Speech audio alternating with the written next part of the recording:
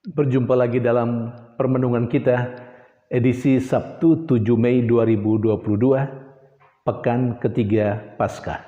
Bacaan-bacaan liturgi hari ini, bacaan yang pertama dari Kisah Para Rasul bab 9 ayat 31 sampai 42 dan bacaan Injil dari Injil Yohanes bab 6 ayat 60 sampai 69.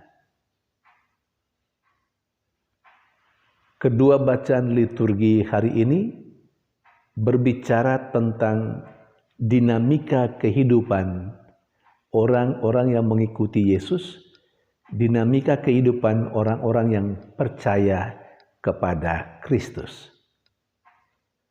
Tetapi secara khusus,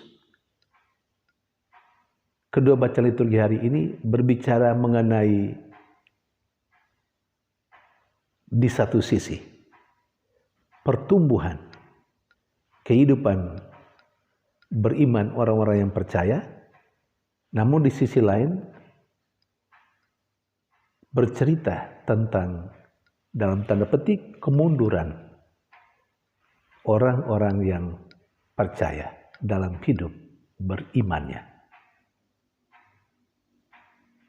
Jadi dua hal yang berbeda suasana, tetapi berbicara mengenai satu hal yang sama, yakni kehidupan atau dinamika kehidupan beriman atau orang-orang yang percaya.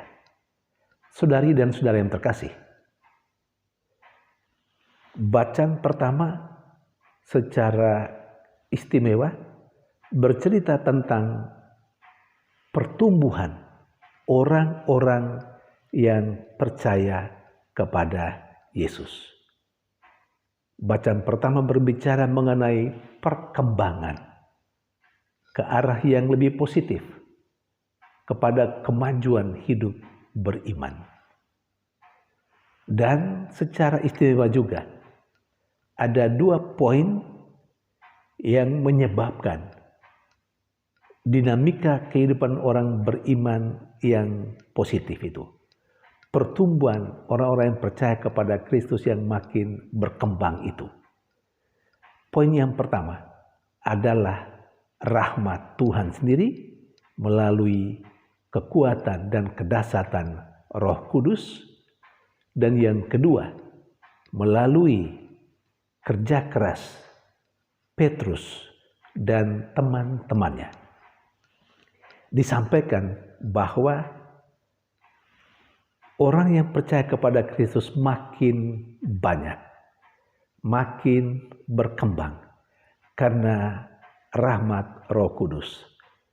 Tapi di sisi lain juga dimunculkan usaha Petrus untuk berkunjung kepada orang-orang yang mulai percaya kepada Kristus itu. Bahkan Petrus melakukan mujizat-mujizat seperti di Lida. Petrus yang mengunjungi orang kudus di sana. Dia menyembuhkan Eneas, seorang yang sakit lumpuh. Lalu kemudian di Yope, Petrus juga menyembuhkan, bahkan membangkitkan Tabita atau Dorcas yang sudah meninggal. Kunjungan, boleh dikatakan kunjungan pastoral ini, turun ke bawah, turba, berhadapan langsung dengan umat yang mulai percaya kepada Kristus, sungguh meneguhkan mereka. Dan ini menjadi hal yang sangat positif yang dilakukan oleh Petrus dan teman-temannya. Saudari dan saudara yang terkasih, kita melihat realita yang menunjukkan bahwa pertumbuhan dan berkembangnya umat orang-orang yang percaya kepada Kristus, pertama karena rahmat Tuhan sendiri, dan yang kedua karena kerja keras orang-orang yang diberi kepercayaan untuk mengayomi, untuk membimbing umat yang mulai percaya itu, yakni Petrus dan teman-temannya. Saya kira hal yang sama juga akan terjadi dalam kehidupan beriman kita. Umat kita akan bertumbuh dan berkembang, makin berakar dalam imannya. Pertama, karena Tuhan sendiri yang selalu menurunkan rahmat-Nya. Tapi juga yang tidak kalah penting adalah upaya-upaya praktis. Upaya-upaya pastoral yang seharusnya bisa dilakukan oleh orang-orang yang diberi kepercayaan. Entah itu romo ataupun ketua lingkungan atau mungkin korwil atau agen-agen pastoral lainnya yang misalnya berkunjung ke lingkungan-lingkungan, ke keluarga-keluarga, memberikan peneguhan, dan di sana umat bisa makin bertumbuh dan berkembang. Saudari dan saudara terkasih, bagi kita yang diberi kepercayaan untuk mengayomi umat, sejauh mana kita melakukan turba, turun ke bawah, aksi pastoral berkunjung. Mungkin kita akan mengatakan dalam situasi pandemi, dinamika itu atau kunjungan kepada umat mungkin sedikit dibatasi. Tapi andai kata dalam situasi yang normal nanti, kita kiranya memperhatikan hal ini. Karena banyak umat sangat mendambakan perhatian dan cinta kita, kunjungan-kunjungan kita kepada mereka.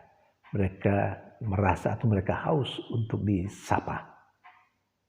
Dan dengan demikian, yakinlah umat akan bertumbuh dalam kehidupan berimannya. Di sisi lain, dari bacaan Injil, bercerita tentang hal yang sedikit bertolak belakang dengan apa yang terjadi atau yang diceritakan dalam bacaan yang pertama. Kalau bacaan pertama tadi berbicara tentang umat yang makin berkembang, makin banyak yang percaya kepada Kristus. Dalam bacaan Injil justru sebaliknya. Orang yang mengikuti Yesus, orang yang percaya kepada Kristus, akhirnya pelan-pelan satu persatu mengundurkan diri. Kalau ditanya, mengapa? Jawabannya adalah karena mereka merasa terganggu atau tidak bisa menerima dengan kata-kata keras dari Yesus. Ketika Yesus mengatakan, dagingku adalah benar-benar makanan dan darahku adalah benar-benar minuman. Siapa yang makan dagingku dan minum darahku akan memperoleh hidup. Kata-kata itulah yang dianggap sangat mengganggu logika berpikir mereka. Karena itu mereka mengundurkan diri. Bahkan Yesus menantang ke-12 rasulnya. Apakah kamu juga mau pergi? Petrus mewakili teman-temannya. Tuhan, kepada siapakah kami akan pergi? Perkataanmu adalah sabda kehidupan. Saudari dan saudara terkasih, bahwa orang mutung, orang mengundurkan diri, melepaskan tugas dan tanggung jawabnya, atau orang berpindah kepada yang lain, kelompok yang lain, terkadang karena merasa atau tidak tahan dengan kata-kata atau suasana keras dalam gereja Katolik. Aturan yang mungkin agak ketat, atau mungkin tata tertib yang begitu ditegakkan, atau mungkin relasi yang kurang baik dengan ketua lingkungan, dengan umat yang lain. Semua itu bisa menjadi alasan umat kita mengundurkan diri, pergi dari persekutuan kita.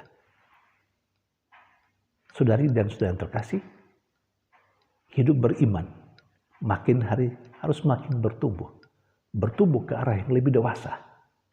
Iman yang dewasa tidak cepat mutung, tidak cepat mengundurkan diri hanya karena kata-kata keras yang disampaikan oleh Yesus melalui gereja Katolik. Mari kita terus membina, menumbuhkan dalam diri kita kehidupan beriman yang makin dewasa, yang tanpa bantingan, yang tidak akan pernah pergi seperti ke-12 rasul, yang selalu berprinsip, kepada siapa kami akan pergi? Kata-katamu adalah kata-kata yang membawa kehidupan. Tuhan memberkati.